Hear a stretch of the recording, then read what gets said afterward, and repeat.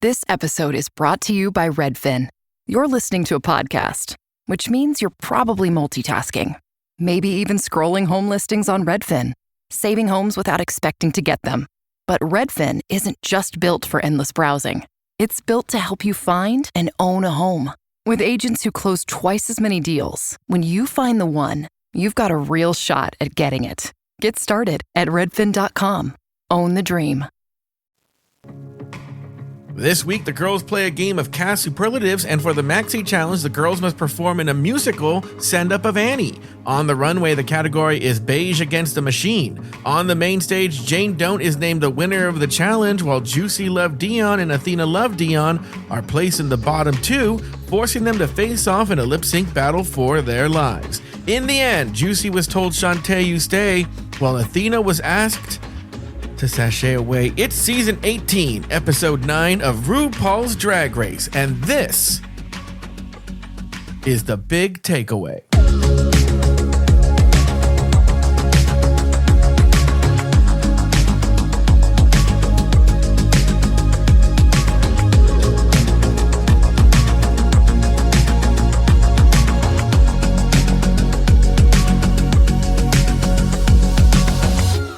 Welcome to the big takeaway for RuPaul's Drag Race Season 18, Episode 9, titled Fanny the Hard Knock Ball, the Ruzical. My name is Joe Batanz, and I am joined, as always, by the goddess of glitz, glamour, goth, gossip, and gore herself, the one, the only, Miss Laurian K. Roggenkamp. Hello, Laurian. Hello. Hello. Now, you and I tried to record an episode yesterday, but your computer wasn't being very cooperative today. My computer and my mind were slowly giving up. Yeah, I was going to say, you were I don't know how you feel right now, but you were so exhausted. Oh, I was in tears trying to get this stupid fucking thing to work. I don't know what is going. This computer's new, which is what pisses me off, but it seems to be not the computer, but my browser. Oh. So I don't know what's going on. But I just was I was done. And then what's funny is you called me and you're like, I think you just need to be in a better mood. And I was like, yeah, I agree. Well, I don't know if you know this, but we've got a lot of complaints about how negative we are. And we got one comment that was strangely supporting us, but still told us we were really negative. Right? Negative in the show or negative in just real life? Well, look, it's funny that you say that. So here's what I did was I was on the phone with Nathan Patrick Brown, and we were talking about this. And I said, you know what? For another thing that I was doing, I uploaded all of our transcripts up to Chat GPT. Yeah. Right? Up to up through episode 7. So it doesn't have today's, it doesn't have last week's, but up through episode 7, it has all of our transcripts. And I asked it to analyze whether we were negative. And it essentially about the show. Okay. And it actually gave a very nuanced response. Let me see if I can pull it up. It said something, it was very long. So again, Nathan and I asked more questions and stuff, but the gist of it was, let me find it, was that essentially that it wasn't negative, but that we don't basically put up with bullshit kind of thing. Let me see. It's right here. Is it? No, it's here. Okay. Because then Nathan wanted to know, well, no, he didn't want to know. I wanted to know who was the most negative.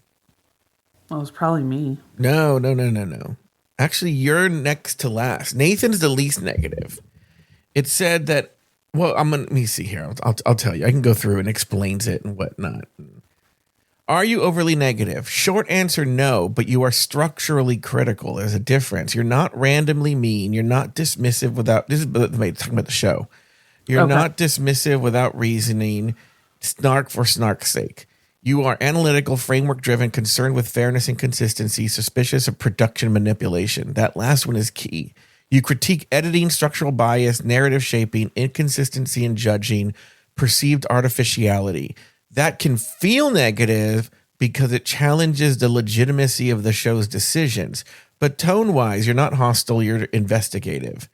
Even, this is really short, and And no, I'm not going to get into that. But there is a thing here. It says, it's not I hate this show. It's this show is flawed, and here's why. That reads as critical rather than celebratory.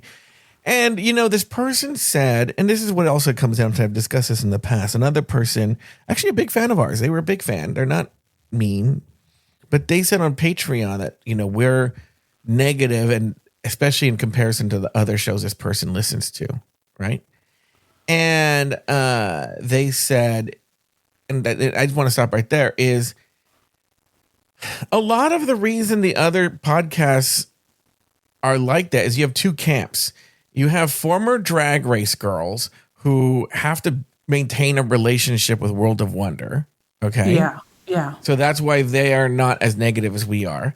And then on the flip side, you have fans who have this desire to be in good with World of Wonder because they want to do interviews, they want to do this and that, right? Yeah. And I don't have an interview. I don't have any desire. I've interviewed the queens. I've interviewed the big ones. It's not that interesting. Why? Because they're never going to say anything interesting because they want to be on the good side of World of Wonder. Now you're like, well, they do say interesting things on other shows. Yeah, because they're friends with those girls, So you're going to be much more open with people that you know rather than like some random fat guy who does a weekly podcast about RuPaul's Drag Race. And I think that's kind of what makes us special. Look, I really feel, at least I can only speak for myself, that I'm just honest. And I will say on this season, I don't really have negative feelings. The only girl that I had really negative feelings towards was Didi Fuego. But a lot of my criticism is towards the producers and I legit forgot who Didi Fuego is. Oh yeah, the Mexican girl who was from the Beverly Hills of Mexico. It was the producers, and my criticism with the producers and how they're handling the show, but not with the girls. I have no problems with any of the girls. Really, I can't think of any of the girls except for Didi Fuego that I have a problem with. Yeah, I mean, there's some that I've been disappointed in, like Kenya Pleaser. I feel like she talks a big game, but then she rarely ever delivers. Mm-hmm. But there's I was upset when Vita Von T Star got eliminated and Mia Star got eliminated, but Kenya Pleaser was still on. Yeah. But yeah, I mean, overall, I think they're all doing fine. Yeah. Yeah. Anyway, how you been, Lauri? Anything big? Any personal news we should discuss right here? No, just, dealing with the bullshit that is the educational system. So, that fun stuff. But other than that, I'm good. How are you doing? I'm doing great. I have a long day of podcasting ahead of me. It's going to be crazy. So let's go over sort of the big points here. They did a Ruzical, a musical send-up of Annie. And on the runway, they did Beige Against the Machine. They all wore beige. Jane don't, thank God, so she can shut the fuck up. Even though next week she won. Next week she's gonna be like, I'm afraid I have a target on my back. Like she's always gonna. Oh, for sure, she's gonna be like that. Oh well, now I have a target on my back because I've won 2 challenges. Even when she was told she won, her attitude was like, "Oh no, now I'm in for it." And it's just not like, "Oh, thank God," Like there was a little bit of that, but. It was mostly just like, oh, now all the queens are going to come after me because I won. Yeah. And then Juicy loved Dion. And by the way, I'm not ignoring you becoming a dick. It's like, I'm going to do recap in about 27 minutes. So I have to preserve what I'm saying for that. Then Juicy loved Dion and Athena loved Dion. They're in the bottom too. And they have to lip sync against each other. How wet do you think the producers were when they were like? That's when they're acting like it was a big shock. We're like, we all predicted this was going to happen. They do this every single time. I feel like that's the whole reason why they had them on. Yeah, was so they could have them pit them against each other at some point. Exactly. And I think when they realized that, I personally don't think they did a terrible job, but I think when they realized they didn't do the best job ever, that they were like, oh, we can do that. We can pit them against each other. Anyway, Juicy was told Shantay you stay, but Athena was told sashay away. I'm going to ask you the questions, Lauri, but let me tell you, I'm going to ask you these questions. Which don't answer. Don't answer because We're going to take a break. I do a fantasy league for RuPaul's Drag Race with my sister-in-law. Do you really? And she was our pick. Athena Dion was our pick. Oh, really? To win the whole thing. So now we got to pick somebody else. Oh, you're with her. It's not like you're competing against her. No, I'm with her. We're on the same team. Does she listen to this show? I don't think so, because she always tells me that I always say, "Oh, Joe said this" when we talk about RuPaul's Drag Race, and she's always like, "I feel like you are lying when you tell me that you and Joe do a podcast." And I've sent her a link, but she won't. I don't think she wants to listen. All right, Lauri, here are the questions. Did the right queen win the challenge? Were the right two queens in the bottom? And did the right queen get the chop? But don't answer, because we're going to take a break. And when we come back, you are going to answer those questions. Here we go. We'll be back right after this.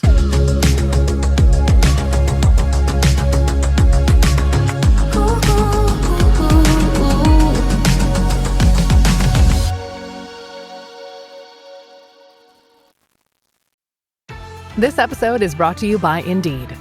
Stop waiting around for the perfect candidate. Instead, use Indeed sponsored jobs to find the right people with the right skills fast. It's a simple way to make sure your listing is the first candidates see. According to Indeed data, sponsored jobs have 4 times more applicants than non-sponsored jobs. So go build your dream team today with Indeed. Get a $75 sponsored job credit at Indeed.com/podcast. Terms and conditions apply. They always tell you there's a catch, a compromise, an asterisk. Terms apply. See store for details. May be less than advertised. May vary by mood. Probably. Sprite Zero Sugar? It's different. It's the lemon lime flavored refreshment you want with zero sugar. So, no fast voice? No caveats. Just refreshment. This is Sprite Zero Sugar. Obey your thirst. Disney Plus wants to know, are you ready? For Marvel Studios' Thunderbolts, The New Avengers, now streaming on Disney Plus. Let's do this. One of the best Marvel movies of all time is now streaming on Disney Plus. Hey, you weren't listening to me. I said Thunderbolts, The New Avengers is now streaming on Disney Plus. Meet the New Avengers. That's a cool name. Marvel Studios' Thunderbolts, The New Avengers, rated PG-13, now streaming on, you guessed it, Disney Plus.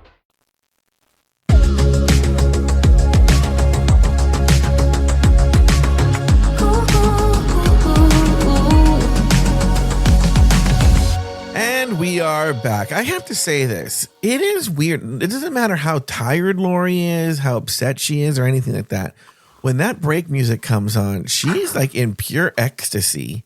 It's the beat. I can't help there's myself. Something about it. She's like, ooh. That's the sound you make when you and Star make sweet, sweet lesbian love to each other.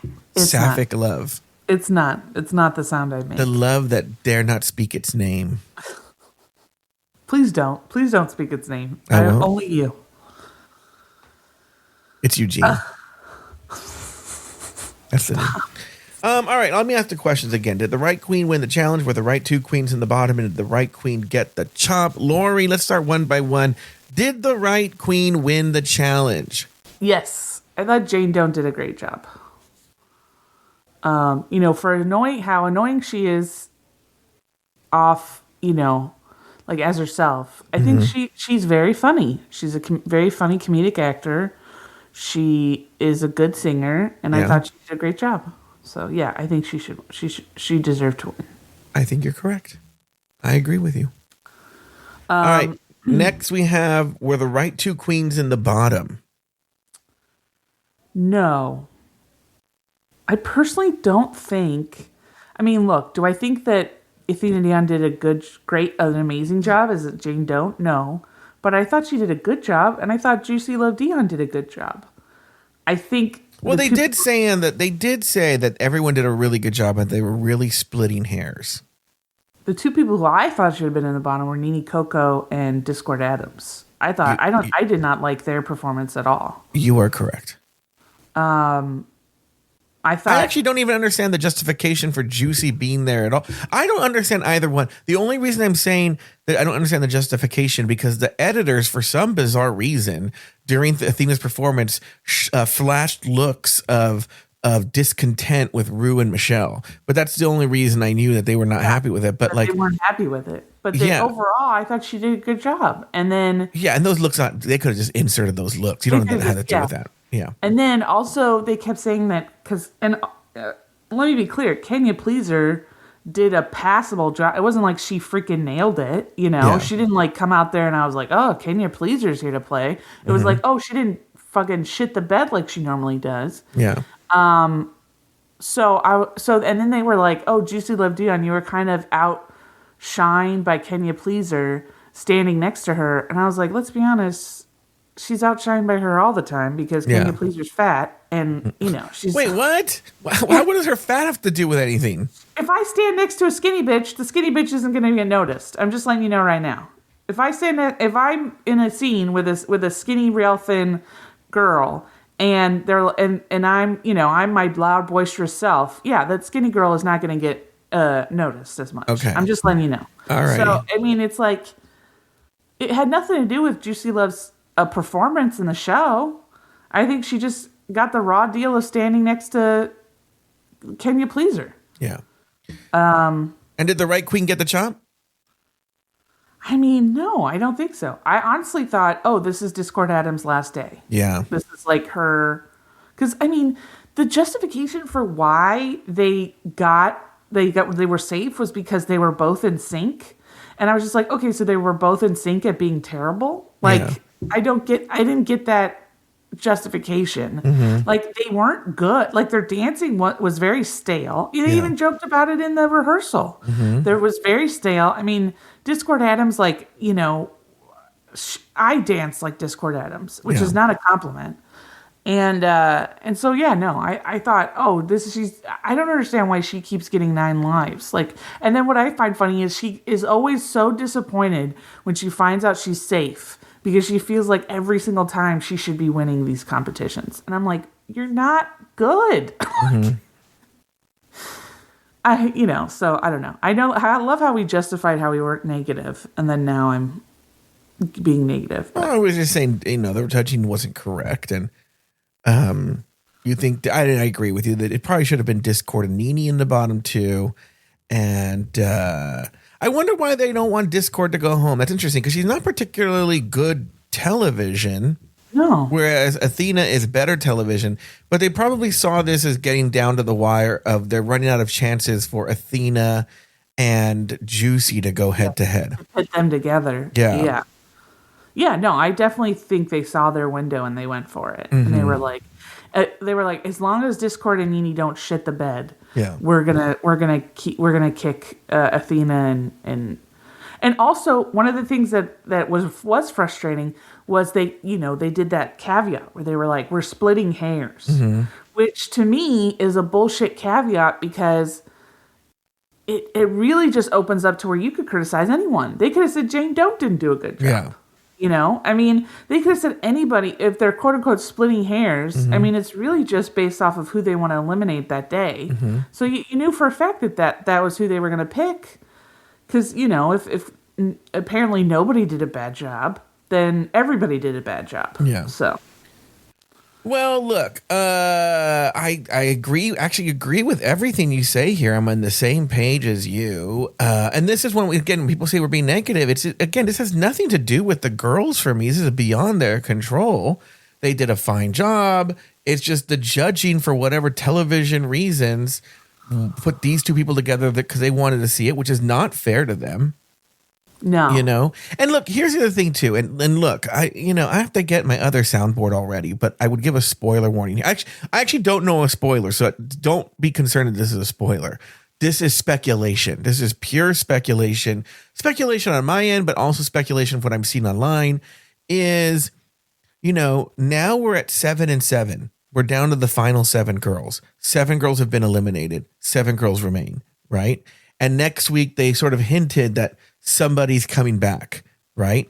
So it could be, and they've done this before a couple of times in previous seasons. I think it's season 7 and season 11, where they bring back the former contestants for a makeover challenge, and that gives them a chance to win a spot back into the competition, you know? Oh. So that if They would. So that, they've eliminated some people who are pretty strong, like Mia, Vita, Athena. Actually, 3 weeks in a row. We've eliminated some strong queens, and so it could be that, like, if we would have eliminated Discord, it would have been like, oh my god, they're bringing queens back. Who can come back?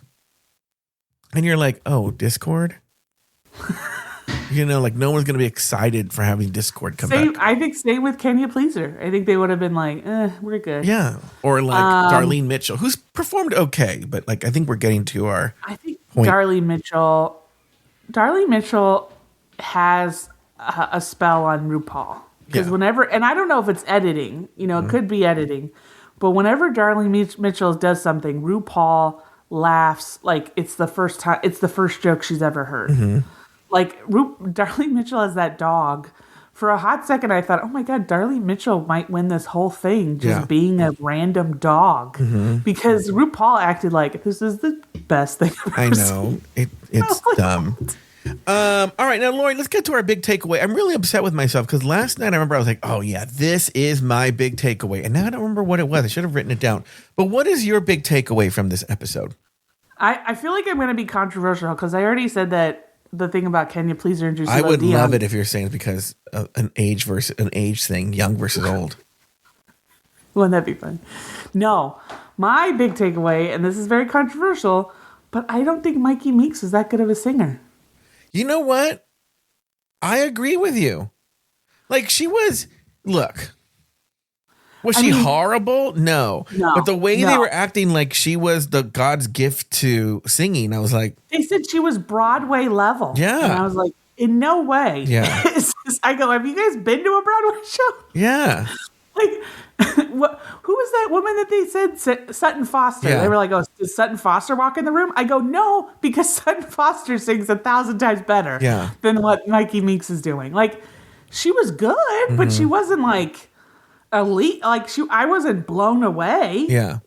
I think it was just the circumstance of low expectations. Yeah. I think they legitimately thought she was going to suck butt, and then when she didn't, they were like, "What?" So. But yeah, that's my big takeaway.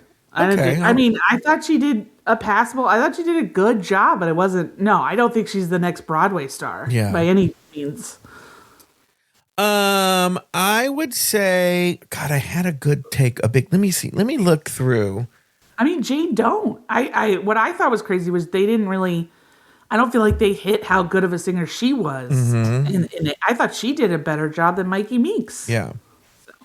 I would have to look.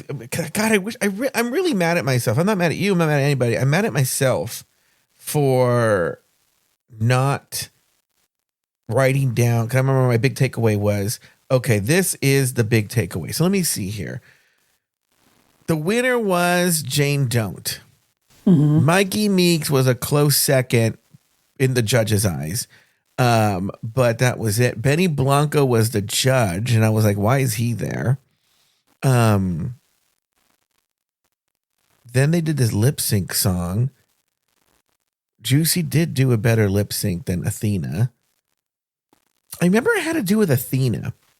I'm going to say I'm just going to cheat. I'm going to do a cop out, and I'm going to say my big takeaway is I don't have one, actually. I had one. And I'm not going to even try. I had a good one. Can I say another one? Sure. Say another one. Maybe it'll spark something. I worry because I feel like I'm dumping on Mikey Meeks, but, they were talking about her butt. Yeah. I was like, I mean, it's not real. Anything to write home about. Yeah. Like it's not a Mia Star butt, it's like, or, it's just like, yeah, I mean, it wasn't like a pancake butt, but I mean, it's not, So I thought that was interesting that in the song they did it, which is fine. It's in the song, whatever. But then outside of that, they were like, oh yeah, your butt's great. And I was like, it's, okay. I want to ask you a question. Do you like big butts? You cannot lie. Do you like big butts? I like big butts, and I cannot lie. Okay. Yeah. Have you seen my wife? She has a great butt. Yeah, I was like, be careful what you say. Because I love her butt. Mm-hmm. I tell her that all the time. So I've made up a big takeaway, even though this was not it last night. My big takeaway is let's improve the story. Let's actually focus on the story of the Ruzical. I'll give Leland this. His songs were fine, right? Yeah, they were good. They were fine, yeah. But I have no idea what fucking happened in this Ruzical. I couldn't follow this story. I mean, I feel like it was kind of a hodgepodge of stuff, but from what I gather, Fanny was a orphan drag queen. She didn't know what family she belonged to. Mm-hmm. She saw this competition that if she won, she could be in this really rich family, the Big Bucks family. And then Mama Big Bucks was sort of like this very, I can't think of the word, but she was very like extravagant, rich, kind of uptight, almost slightly abusive, because in the other song they talk about how if the two queens are who are her daughters, if they get out of line, she hits them. Yeah. And then they do the competition. The two poor queens come out and do their song, and then their drag mother comes out and actually tries to audition to be in her Big Bucks family. And then Fanny comes out, and Fanny gets chosen, but because she won't allow dogs, Fanny says she's going to start her own drag family, and then all the other drag queens join her drag family. So they leave Big Bucks. Look, you explained it to me. My big takeaway is that I'm too stupid to understand the Ruzical.